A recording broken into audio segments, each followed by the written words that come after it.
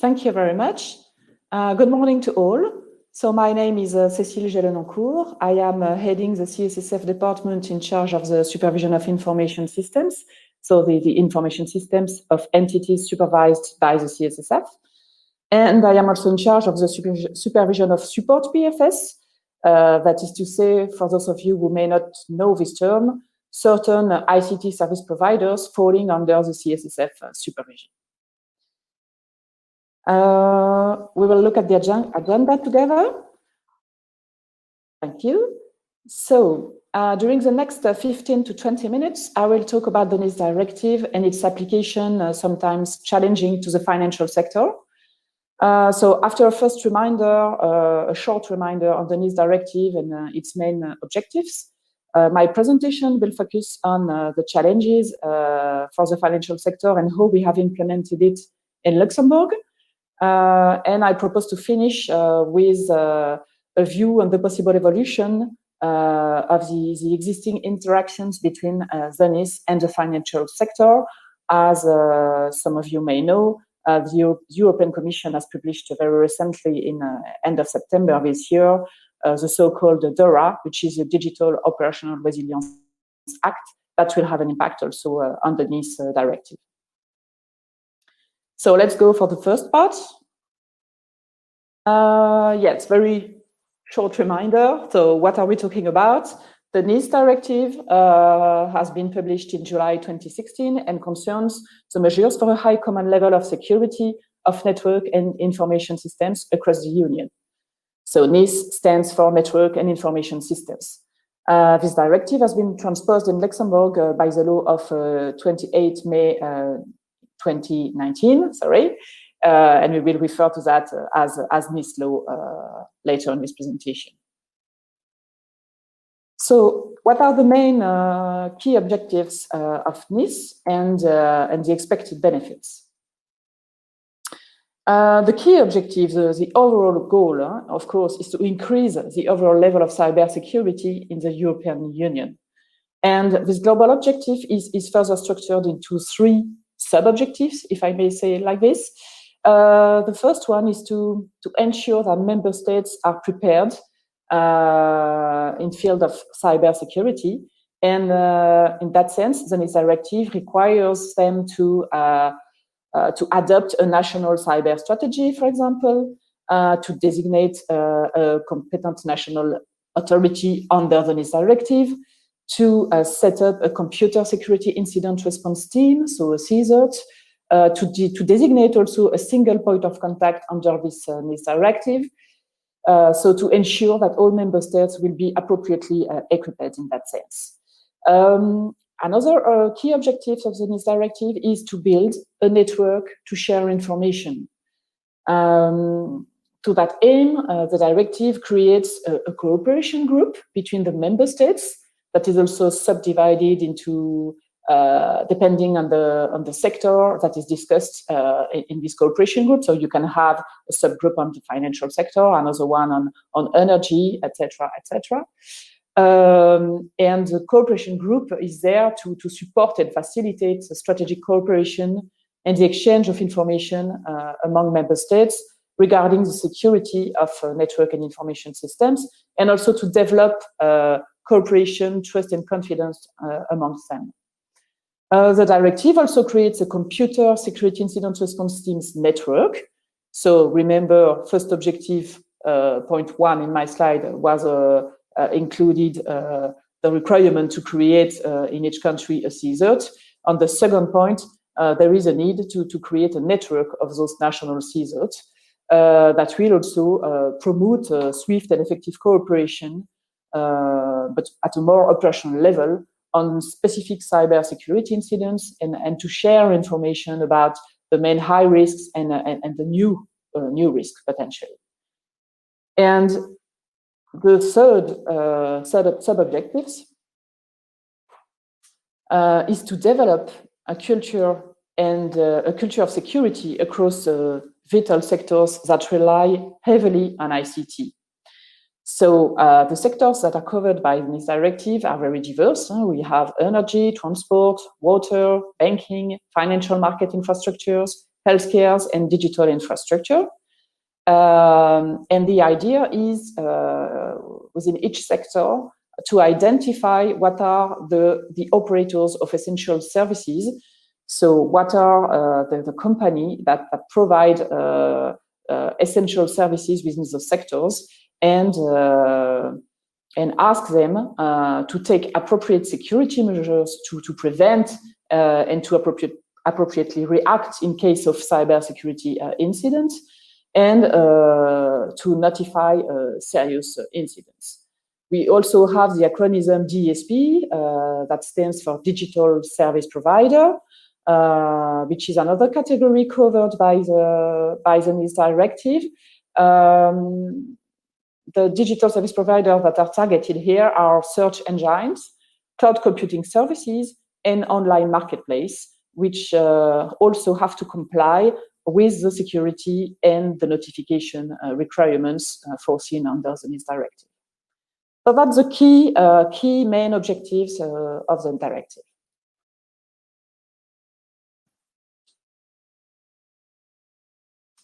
It was a quick reminder. So next step, second point in the agenda. So we have seen that the NIS directive is a horizontal, a cross-sectoral framework covering sectors which may also fall under other sector-specific, vertical, and more or less developed regulatory framework, depending on the sectors they're concerned. This is exactly the case for the financial sector. So we have this NIS directive, which is an horizontal cross-sectoral sector, and we have the financial sector, which is, of course, highly regulated. And of course, the articulation, the interlinkage between both frameworks can sometimes raise certain difficulties. So in the second part, I will give a global presentation of the main challenges and of the NIS implementation for the financial sector in Luxembourg.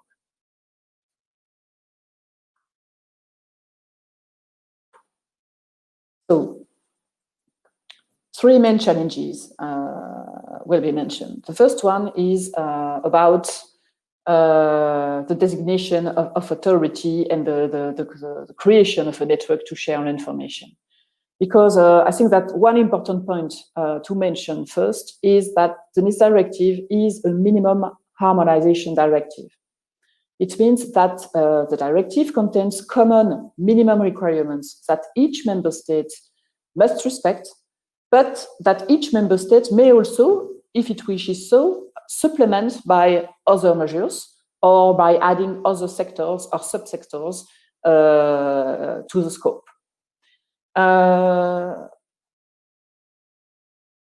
Another point here concerning the authority is that the directive, as the directive covers a lot of different sectors, the text remains silent regarding the type of body or existing authority that could be designated as NIS authority or single point of contact.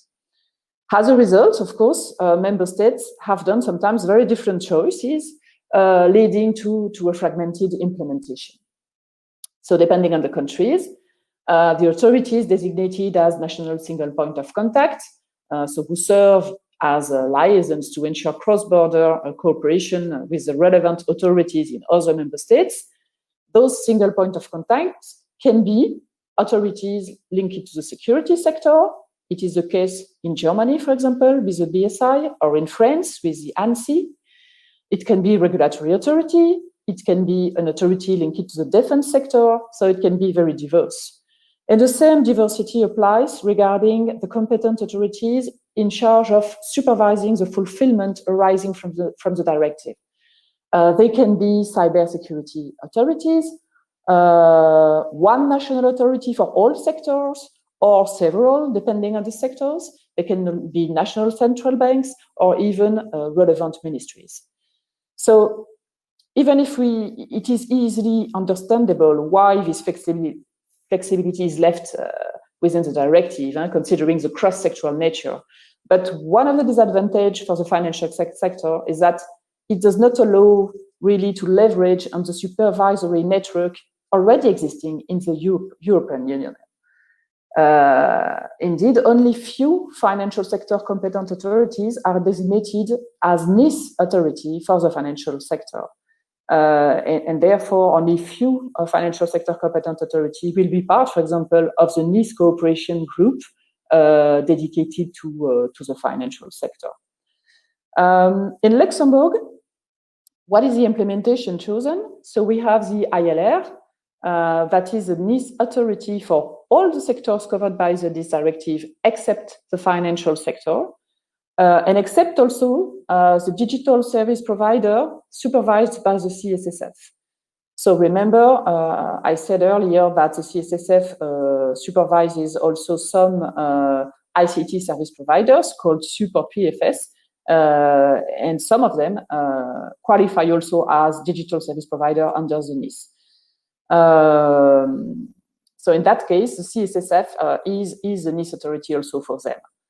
ILR is also the Luxembourg single point of contact. But we have very various implementation in other countries. Another challenge, the second one I would like to mention, is about the designation of entities as operator of essential services, so the OES. As I said already, the directive allows member states to add sector or subsector in scopes. For the financial sector, the NIS directive lists the banking sector, so with credit institutions as a subsector entities, and the financial market infrastructures with operators of trading venue and central counterparties. In Luxembourg, the NIS law sticks to the directive and no additional sector or subsector has been incorporated. But in other countries, it can be different. Some categories of financial entities have been added. The same kind of entities, as a result, providing the same services may or may not be concerned by EU requirements, depending on their state of origin. Also, each NIS competent authority has to determine a list of essential services for each sector in scope. Again, the list will depend on the sectors in scope and can also vary within the same sector depending on the country, as the guidance in the directive remains very high level. In the financial sector, this is the case. In Luxembourg, we have issued a CSSF regulation that lists the essential services we have identified. So you have the list on the slide. We have the payment services, deposit management, credit granting, investment services, depository bank, admission of financial instruments to trading on a regulated market trading venue or an MTF. But we can have also very different lists in other countries because some sectors have been added or because the NIS authority has identified other kind of essential services. So the list can be longer or shorter. Finally, a bank relying on a network and information system, as any bank, I have to say, to offer one of the essential services listed here, let's say deposit management or payment services, is not by default an operator of essential services. Criteria and thresholds, notably to take into account the importance of the bank in the global provisioning of these essential services at national level, must be considered. But again, only high-level guidance criteria or threshold is present in the directive. The good intention of the European Commission, leaving flexibility in the directive, and that we can easily understand, looking at the number of very different sectors that are covered in this directive, can also lead to certain difficulties and to a certain fragmentation in the European Union, depending on the way member states and NIS authority designated have identified sectors, essential services, and criteria to designate an entity as an operator of essential services under the NIS. This is less true for digital service providers that are in scope as soon as they offer the types of digital services listed in the directive. There is no need to further define essential services or criteria and thresholds. So for them, I think that the fragmentation is of course less relevant. And the last challenge I would like to mention here is really focusing more on the financial sector. The two previous ones I mentioned, I think, apply to all kinds of sectors over the NIS. Here, it's more focused on the financial sector. As you know, the financial sector is highly regulated, both at European level and national levels. And this is probably the biggest challenge of this implementation for the financial sector, to find an articulation, an interlinkage between what is expected in the NIS directive and what is required under several financial sector regulations at EU level. For example, we have the Payment Service Directive, PSD2, sorry, or in specific guidelines, for example, EBA guidelines.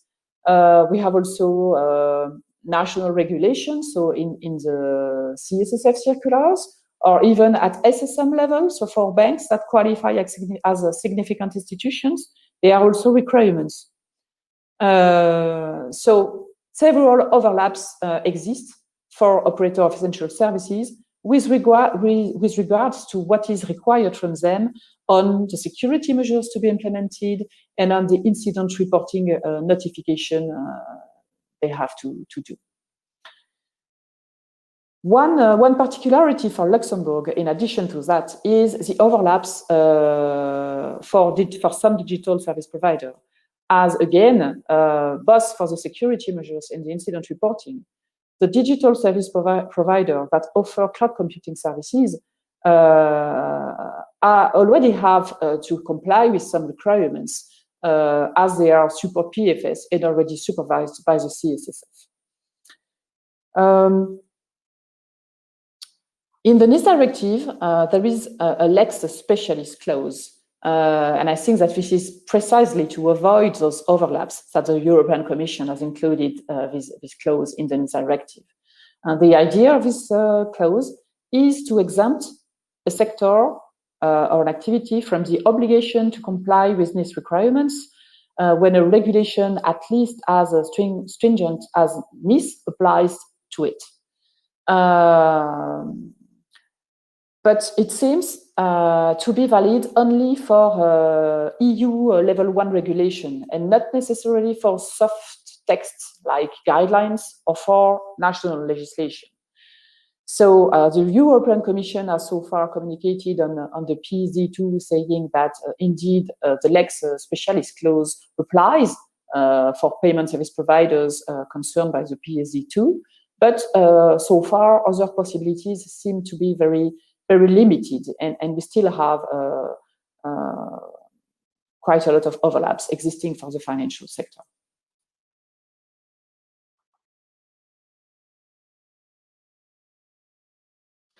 So, what we have decided to manage as much as we can the overlaps between those regulations and to avoid the burden it could create for entities in scope of all of those regulations is to build upon what exists already in the financial sector and not to reinvent the wheel. Under the NIS, the operator of essential services and the digital service provider are required to implement measures to manage the risks posed to the security of network and information systems and to prevent and minimize the impact of incidents. What we've done in Luxembourg is to consider the EBA guidelines on ICT and security risk management, which precisely give much more guidance on the kind of ICT risk management we expect from financial sector entities. And those guidelines have been transposed, adopted through a CSSF circular 2750 that has been published in August this year, and that is applicable both to entities that could be designated as operator of essential services and to all support PFS, so also the ones that qualify as a digital service provider under the NIS. So we have also looked, of course, looked at the Commission implementing regulation that exists for a digital service provider only. This regulation gives some guidance to the DSP on the kind of security measures they have to put in place. The content of this regulation is clearly covered also under the Circular 750, which is even larger. And so we have considered that indicating to the operators of essential services and to the digital service provider that by applying and complying with this circular, they will be in line with what we expect under the NIS directive was a good idea and was something to facilitate the link between both requirements. The operators only have also to notify under the NIS law the measures they have taken to manage those risks to the CSSF. We have decided again to work to build upon what is already in place in Luxembourg, and for example, we have a circular which requires banks to provide us with a long form report, so-called long form report. This report covers ICT parts, and in this report they have to provide us with the main measures and organization they have put in place on different ICT areas, including security. We have decided that the information we receive through this circular, through this long form report, is at this stage sufficient and allows them to align with what is required under the NIS. We also have other kind of supervisory tools also in place to be aware of the security measures they put in place. With regards to the notification of incidents to the CSSF, that is a requirement both for operator of essential services and for a digital service provider. There are some criteria in the NIS law to indicate in which case you have to notify the incidents. And there is also this regulation that I have already mentioned for digital service provider only that gives some indications. So we have looked at that and took that into account, and we have sent a letter to the operator and to the digital service provider asking them to inform us of any major incident they can have based on the criteria that are mentioned in the NIS law and in the regulation, and complementing by some information that we also require under another national circular.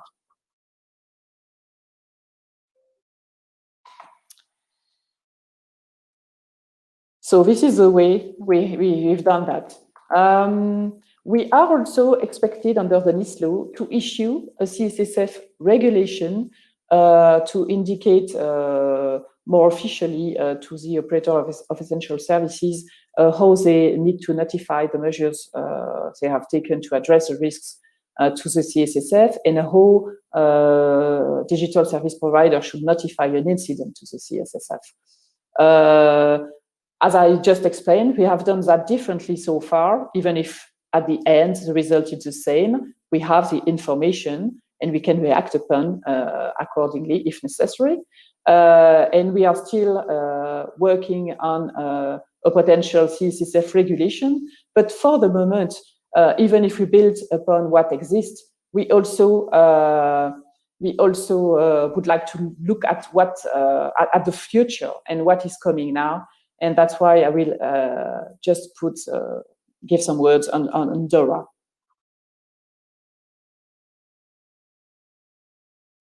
So DORA is the Digital Operational Resilience Act. I will not talk too much on that because I expect that probably the next speaker, who is from the European Commission, will also perhaps say something on that. But just for you to know, this is part of the digital finance legislative package published by the European Commission in September this year, and with the objective to mitigate risks of digital transformation by stricter common rules on digital and ICT operational resilience. For the moment, this is a proposal, so the package is under discussion and negotiation before being submitted to the European Parliament vote. The entry to force is estimated end of 2021, with an application date 1 year later. DORA has a broad scope. It covers 20 types of regulated union financial entities, and in that sense, we are sure that they will cover the operator of essential services. So I would like to mention it because DORA is composed of a regulation and a directive. The main content is in the regulation, and this regulation puts new requirements new requirements on ICT governance, ICT risk management, ICT incident reporting, resilience testing, ICT third-party risk. It also put an oversight framework for critical ICT third-party providers, and also requirements on information sharing. I just would like to say that because, of course, we have a very strong overlap between the objectives of the NIS directive and the objective of this DORA framework. The negotiation is still ongoing. Can I have next slide? Yes, thank you.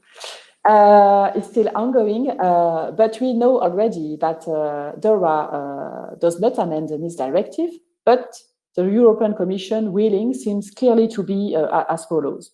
So to maintain the financial sector in scope of the NIS, because they would like to ensure that information sharing is still there between the global financial sector and the other sectors in terms of cybersecurity, but to exempt the financial sector from security measures and incident reporting requirements under NIS, using the NIS Lex Specialis clause. That time it will be possible because DORA will be a European Union level 1 text. However, we still have a lot of questions, and I'm sure that the Commission will give us answers on the interlinkage between NIS and DORA. And notably, we don't know so far if the identification of operators will still be required, on the reporting of incidents, to which authority, when the financial sector authority and the NIS authority for the financial sector are not the same, or, for example, the impact of cloud service providers that would be designated as critical TPPs under DORA, and so subject to an oversight framework. And of course, we know that there is a revision of the NIS directive ongoing. Everything between DORA and this revision of the NIS directive, the interaction between both framework is still to be clarified, but we know that there will be a strong evolution shortly. Okay, I think I am a little bit behind the schedule, sorry for that. I would like to thank you for your attention and enjoy the rest of the day.